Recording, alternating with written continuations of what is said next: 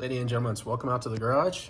So today we're going to be measuring the lateral movement of the crank prior to me replacing the thrust washers in my EA888 Gen 3 Mark 7 Volkswagen Golf R.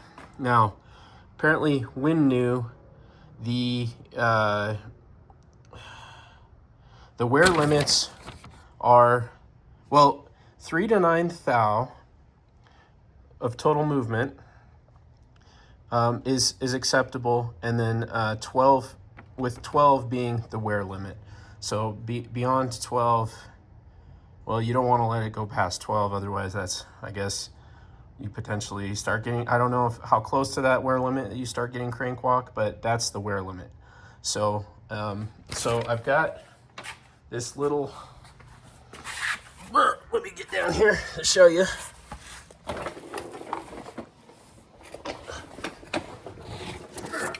I've got my little instrument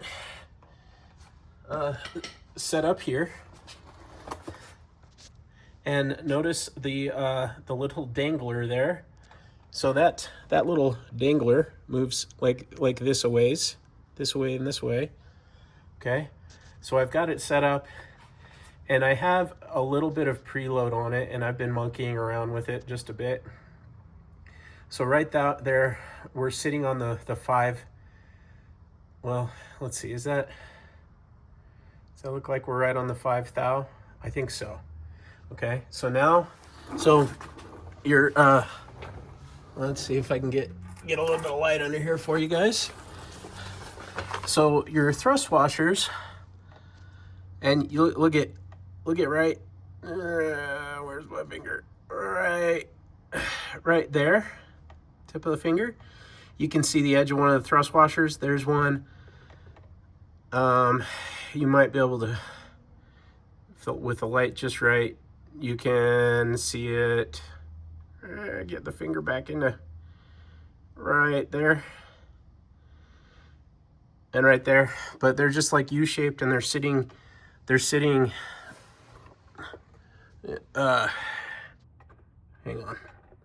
hang on,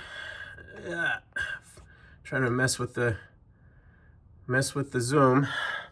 So they're just sitting like this, okay, on top of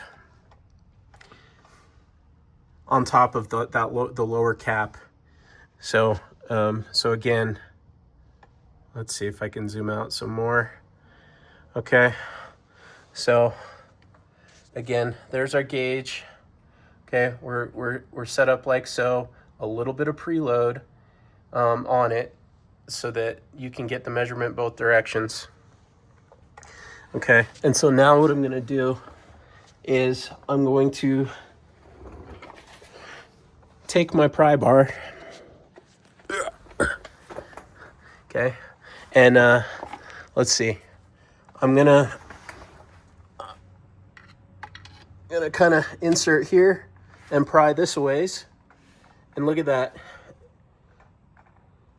So I would say that's what, like, oh, that's at like a just about to 11. And actually, let me adjust my, so that's prying it this a ways.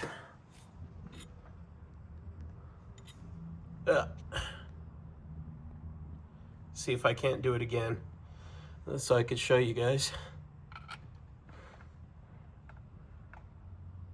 Okay.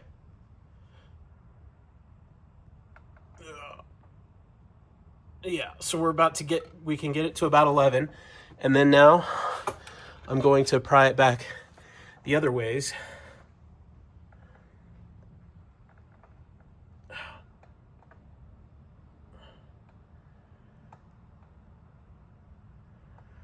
Let's see.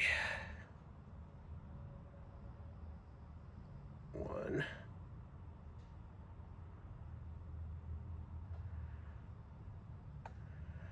So it looks like we're like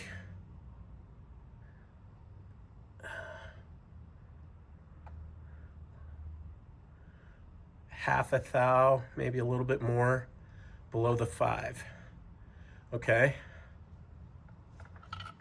So I think if you add that up, and where it likes to settle in is at the 5. So 5 to the 10. So we're at about 5 thou. So we're maybe at 6. I think at the most. I don't know.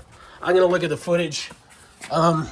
Maybe do some math, but we're definitely well within the 3 to 9. So we're definitely around 5 or 6, and then the wear limit is again 12. So we have that full amount again before we get to the wear limit of those thrust washers. So there you go. That's the measurement. Now the next thing I'm going to do is actually take out the cap, and I don't know, I'll probably go helmet cam for that part, but anyways, that's it. And so we'll see, you know, we'll see how much a difference it makes to put in the new ones. But I think that's evidence that this car with, I don't know, about 130,000 miles on it, which I think has been well maintained its whole life. It wasn't even tuned to stage 1, at least I don't believe it was, until my ownership around 120 some miles. So maybe we're looking at 10,000 miles at stage 1. You know, stage 1 high torque. And again, always, I believe this was a single owner before me that owned it, that had a stack of service records. It looked like he always did good at oil change intervals. So there you go. But that's the measurement. That's how I did it. And I'm gonna wrap this one up, and we'll get to actually changing out the thrust washers with a fresh set before I put this car back together. So thanks for watching. We'll see you guys in the next one.